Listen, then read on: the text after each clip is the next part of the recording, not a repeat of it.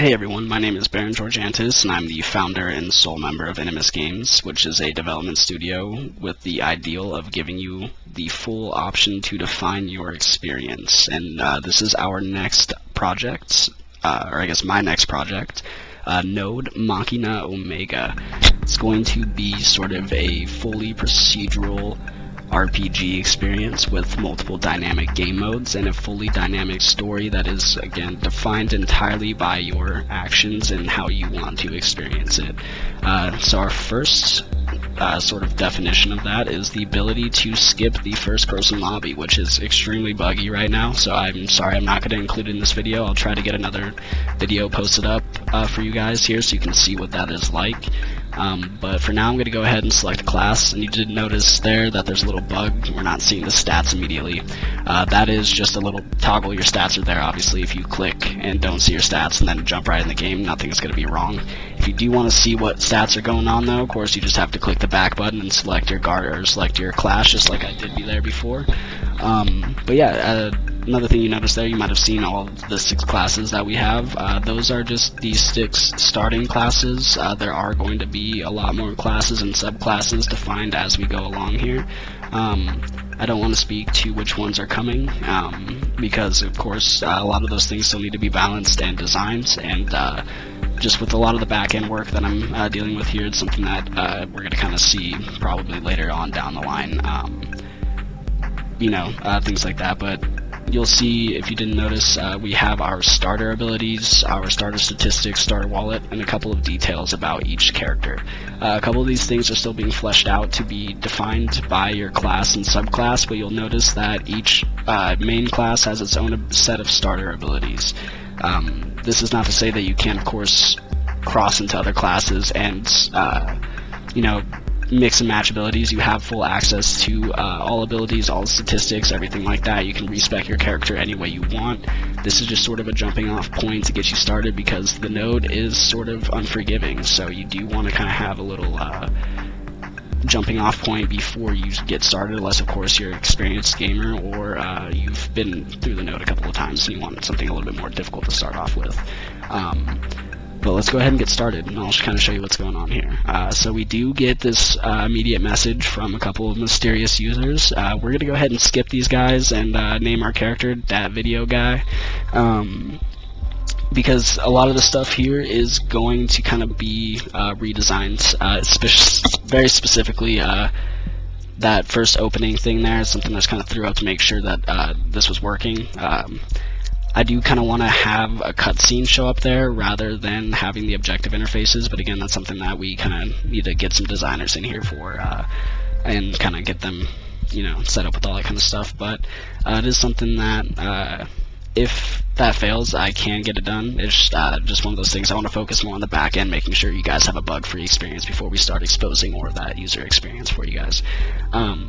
But you did notice there I did get a notification to enter my ship. That's something that's not going to be, I can't say whether or not it's going to be for the first build. It's something I would like to get ready for the first build, but again, making sure that you guys have a completely seamless experience with what we're seeing now is my top priority before we start adding, the extra features. But you guys will come to see in the gameplay video of Armored's Demise that we will have a full space combat system here.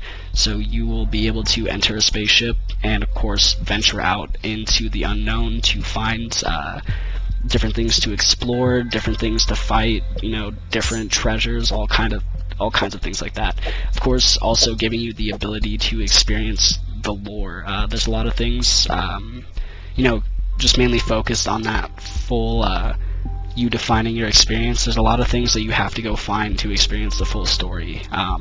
It's not going to be given to you, it's something that you have to kind of go get, and the way you get it is going to kind of unravel the story and give you your own perspective on it. So my goal is to sort of eventually have you guys build your own community to where you guys can sort of explain the story, explain what's happening, kind of give each other hints to find different goals and things like that, and sort of create, again, your own experience defined by you guys entirely. You'll also notice here, though, really quick, that we do have some extra camera modes too. Again, so you guys can have full access to your own gameplay styles. If you want to play in first person or top-down mode or third person, it's completely up to you. There is also a hero camera to kind of give you that front side view of your character to see what your character's looking like, though of course you can always pop into the third person view and you know, spin around and see what's going on. But we did just enter the Nexus, so this is sort of the starting area for once you enter your node. The area that we are just in is the Nexus stage. That is sort of where, once you die, you kind of go there to hang out, recover, talk to any other contractors who might have, you know, met similar fates, and you can kind of get information, find story missions, and of course there are some unique secrets that I'll kind of show you at the end of the video. We're not going to get too in depth into that, of course, because they are, you know, secrets, but just kind of showing off a couple of these things here. We did have a little bit of a bug there. You saw that the NPCs kind of taking control of these overlaps. If you do kind of just go give them a little smack, it'll kind of resolve itself. They'll walk away and it'll reset the overlaps for you, but I'll have that fixed there for you, hopefully before we get this first build out. If not, it is something that is in the issue log, which I do want to kind of extend to you guys as well so you can see what I'm working on. It's just something I'm kind of working on with our website and everything, but you will kind of see all the known issues, everything that's coming up in the next builds, and where our pipeline is going. It's just something I kind of have to get working there on our website, because if you guys have seen our website, it isn't the best right now. I have kind of diverted probably way too much time to getting this working, but I do of course want to make sure that you guys have a seamless experience through this procedural playground here, so that, you know, if all else fails, if you hit a bug in Fever or Ominous Demise, you always have endless fun here. So let's go ahead and see what's going on. You see that I just interacted with the store. We do have the fully procedural items, weapons, equipment, building materials, crafting materials, all that kind of stuff. It is going to be accessible through these various store systems. And if you notice, the items do seem a bit uncategorized. That is because each store has its own inventory, so there is sort of a trading system. You can play a little bit of arbitrage with your various items that you collect, so stores will have different prices, and of course you see that the NPCs are moving around. Something that I'm working on building is making them take quests from the job board that you saw that we just interacted with. So NPCs will carry quests, and also at the end of the day they're going to be able to take quests as well, so you can go interact with them and say, hey, do you have anything you want me to do? And they're going to be like, yeah, here's this job. Those jobs from those NPCs are going to be sort of defined by your character more, based on your level, on the kind of statistics you have, things like that, to make it a little bit easier for you guys to progress and get used to the node. But when you start taking things from the random job board, the difficulty is going to scale based on your distance from your current nexus. So as you get farther away from the nexus, things do get harder.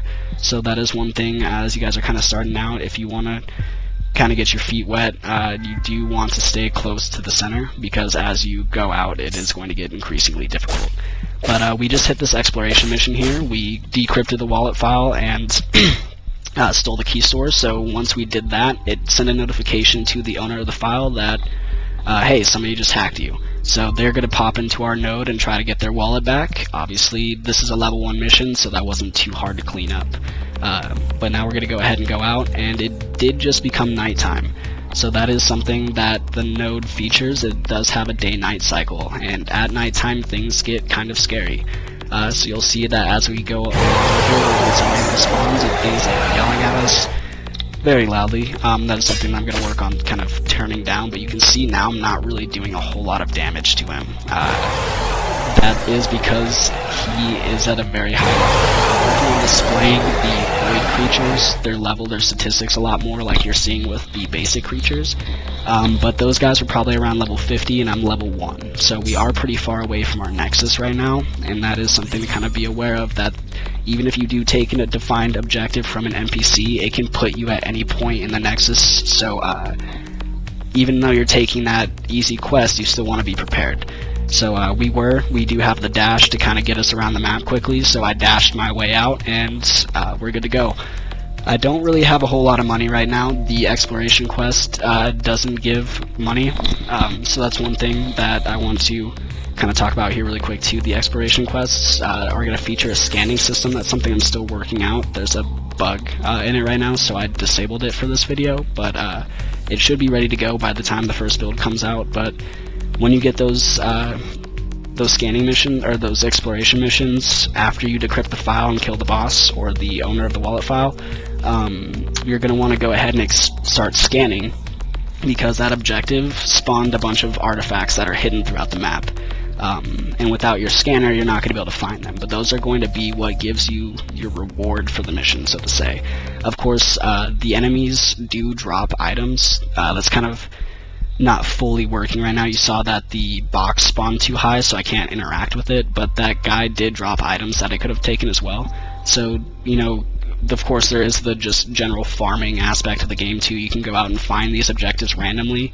You don't have to talk to anybody to get to them. So these objectives, specifically the ones from the job board, are located throughout the entire map, so you can kind of just go ahead and run around and farm things out to you, and again, define your experience however you want to. If you want things sort of handed to you a bit, I mean, it's a video game, it's your game, go ahead and talk to anybody and they'll give you the objective. But if you want to kind of go off on your own and figure it out for yourself, there's also rewards for that as well. So yeah, we're just going to go ahead and finish up right now. If you haven't noticed, I'm mining. So what these are blocks, if you guys are familiar with the blockchain. All sort of one thing you'll notice about the node system, as the lore develops, this isn't real. You are in a computer simulation based on a blockchain application. So what you're doing now is mining blocks and trying to successfully mine the block. And once you've mined the block, it's going to generate random items throughout the node. One of the things I'm working on is sort of making them closer to you, because they are generating based on the segment of the map, not on the location of the mined block. Something that, again, we can kind of talk about. I am open to changing features and, you know, things that are meant to make the game more difficult. I am, of course, open to making those things a bit easier for you guys. I get, you know, after you mine, you don't want to go run around, you know, to find blocks like this. Of course, obviously that block spawned in a segment that is about 2 or 3 segments away, so that can get a bit difficult when you're dealing with different configurations of the map. So again, of course, making that more location-based is something that I am open to as well. It's just a feature that I was testing to see if you guys like it that way or not. It is nighttime again though, so I'm going to try to go ahead and survive and see what's going on. You also notice that I'm floating right now. There is an elevator system, an anti-grav elevator system that will carry you throughout the map. It is a bit in development right now. So you notice that it's essentially the anti-grav extent is too wide, so it kind of makes it hard to get around without dashing. That is something I'm aware of and I am working out as well, but it is something that's kind of lower on the pipeline. You again get access to all the ships and things like that that we'll be working on, that we're going to be taking them in. And again, that is sort of open to what you guys want as well. And for those of you guys who are wondering why I can't pick up these items, I didn't realize that my inventory was full, and there's a bug in the notification system. It should be telling us that my inventory is full. You should be getting a little pop-up at the bottom there, but it isn't showing up. So I'm going to go ahead and just try to get out of here. There is also another issue here with the map collisions. This one can be kind of frustrating. You have to sort of, there's a little invisible wall, essentially, that's almost, it's probably about knee height, just due to the collisions with the static meshes of the map. That is something that, it's not necessarily due to any algorithms that I've designed or anything like that. That is purely a design bug. We need to get a designer in here to fully design meshes that have all the proper collision information so that my algorithm can properly draw the map. That one you shouldn't run into too much, and I'm hoping to, if anything, regenerate collisions to make it a little bit easier, or so that doesn't happen with these temporary meshes. But if you do run into it, log it, and we'll definitely do something to get it taken care of, because I understand that can be kind of annoying, especially in that very specific situation that you saw. I was running away from the void and got stuck on an invisible wall, which of course can lead to death and the loss of all of your items. that is something that I am aware of, and I am going to get taken care of here. But again, just running some other missions. I just got killed in an annihilation mission, so one thing, when you die, you do lose all of your missions. You drop your full inventory. Anything that was active in your side journal is going to be immediately failed if the mission has the ability to be failed, and you're also going to drop your entire wallet. Anything that you don't have saved in your bank is going to be on the ground. So when you spawn back in, you're going to have some incentive to try to find your body. That's going to be something that's going to be built more into the map system, since it's a bit harder to navigate than a hand-drawn map. You're going to have to, take advantage of the map system to find out where you died last. So that is something that I'm also working on building in. But yeah, so then I'm just going to kind of go ahead and let the video run for a bit longer, kind of explain a couple of other things that are going on here.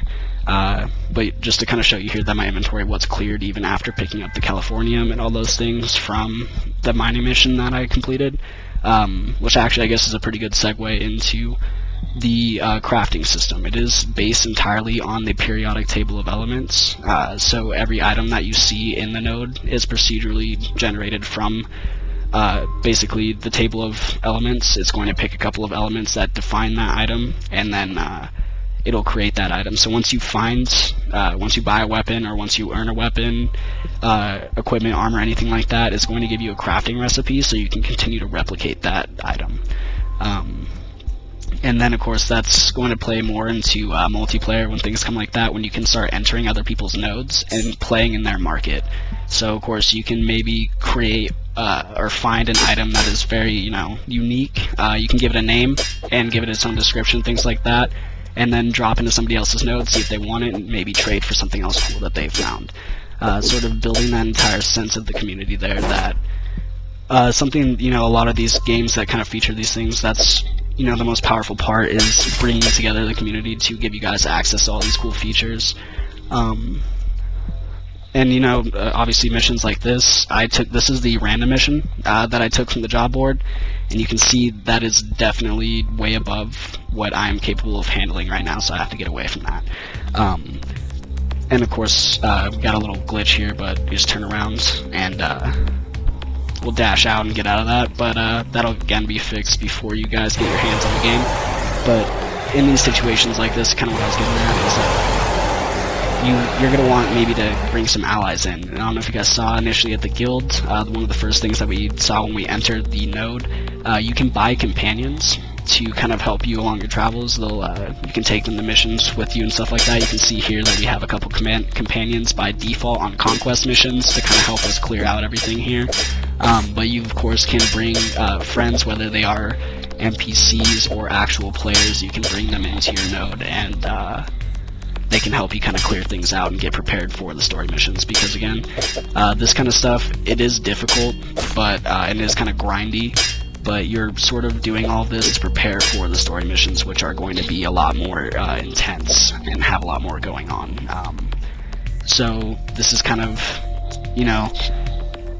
this is sort of your endless playground to get used to the game, but we are of course really going to be focusing on making these dynamic story systems for you guys, and everything like that. But we're going to go ahead and see if we can finish up this conquest mission without me getting owned by these NPCs here. It doesn't look like it, but it's kind of just giving you a demonstration of the full combat system here as well. You can create a lot of unique chains of attack combinations. You saw right there, I just smashed that guy into the ground.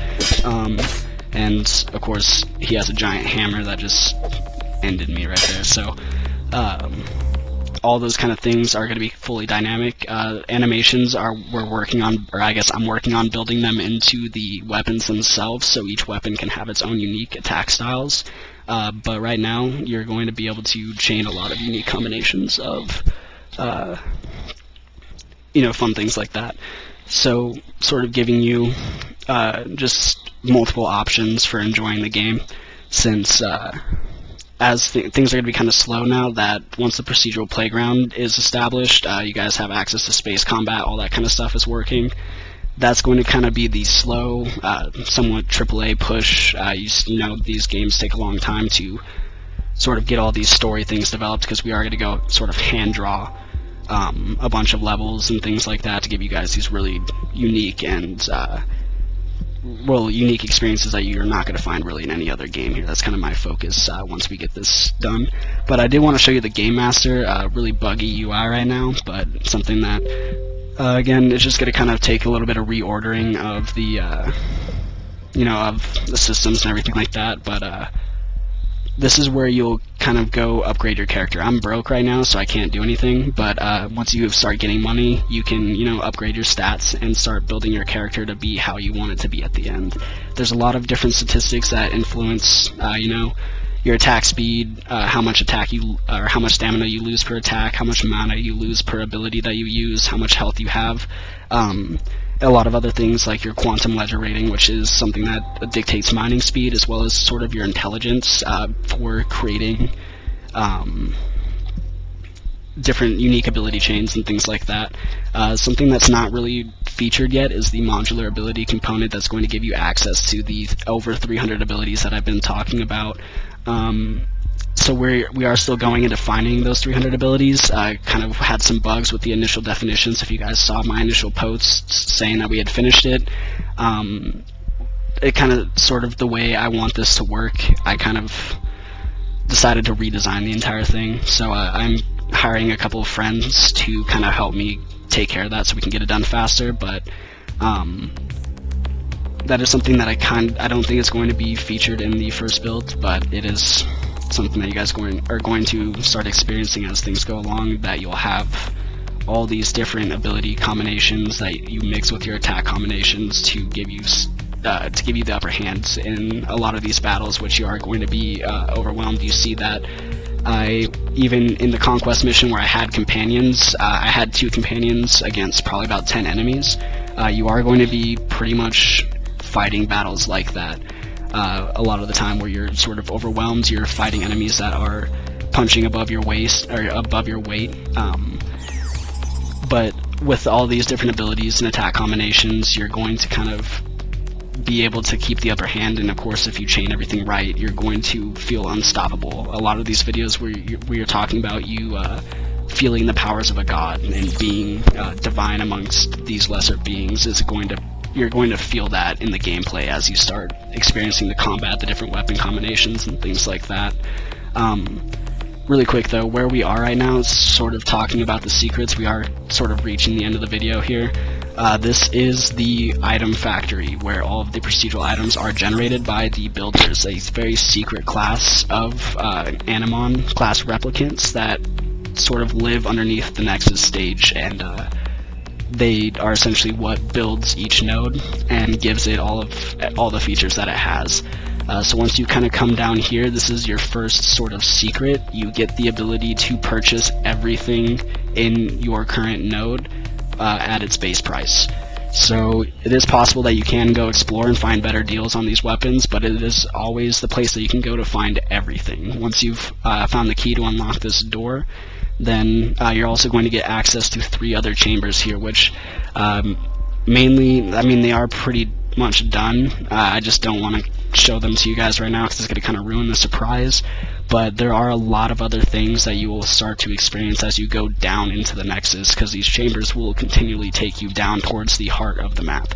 So we're going to kind of end it here, but I did want to kind of at least show you guys what you guys are going to be getting into here on the 31st. Thank you again for watching. All of you guys' support, all the feedback that I've gotten to get me up to this point has been more than, it's what's built this game out. If some of you guys have been following development from what this was just a month ago to where it is now, is entirely based on your guys' feedback and all of the amazing criticism you guys have given me, so I can't thank you guys enough for all of that, and I can't wait to see you guys on the 31st. We're going to go ahead and quit the game, and I hope you guys enjoyed.